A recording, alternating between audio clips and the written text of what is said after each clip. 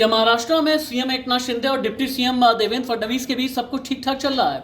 ये सवाल क्यों खड़े हुए हैं, इसका राज मैं आपको बताऊंगा। नमस्ते, मैं राशिद। महाराष्ट्र की राजनीति में फिर से क्या उठापटक होने वाली है, इसके इंडिकेशंस कहां से मिल रहे हैं, अब आप ये समझिएगा।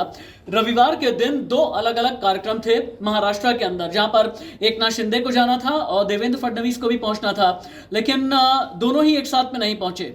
और अगर कोई एक पहुंचा तो उसके जाने के बाद, निकलने के बाद अगला पहुंचा। अब ये कौन कौन से प्रोग्राम थे?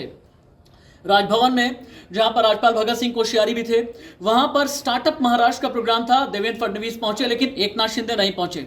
आप सोच करके देखें कि स्टार्टअप महाराष्ट्र का प्रोग्राम और सीएम ना पहुंचे, यहां से अटकलें तेज हुई।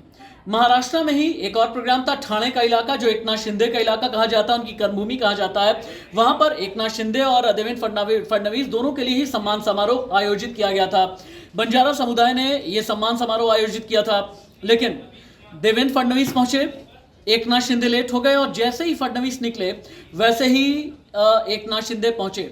और यहां पर फिर सवाल उठने लगे कि क्या शिंदे और फडणवीस एक दूसरे से दूरियां तो नहीं बना रहे हैं? यह एक बहुत बड़ा सवाल पैदा होता है। एक और बात, अंधेरी ईस्ट विधानसभा सीट का जो चुनाव होने वाला है, यहां से रमेश लटके नाम के विधायक थे जिनकी मौत हो गई, और उसके बाद उनकी पत्नी को एमएनएस ने टिकट दिया।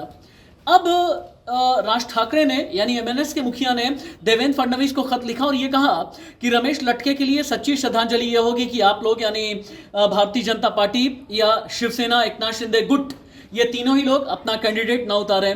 इसके जवाब में फडणवीस ने जो कहा, यह भी शक पैदा करता है। फडणवीस ने इसका जवाब दिया, खत का जवाब दिया कि आपने अच्छी स्पिरिट में ये लेटर लिखा है, लेकिन मैं कोई भी फैसला अकेले नहीं करता, पार्टी फैसला करती है, और इसके अलावा जो एकनाथ शिंदे जो सीएम हैं उन पर भी फैसला छोड़ा जाता है। सवाल बहुत बड़ा है।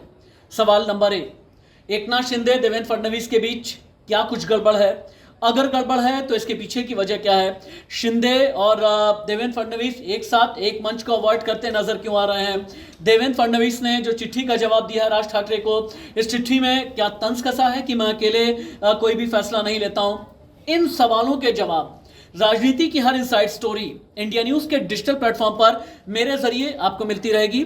आप सब्सक्राइब करें, लाइक करें, शेयर करें, और जितना भी हो सके अपने दोस्तों को बताएं कि इंडिया न्यूज का डिजिटल प्लेटफॉर्म खबरें वो देता है जो किसी के पास नहीं होती, और खबर की तह तक भी हम जाते हैं। नमस्ते।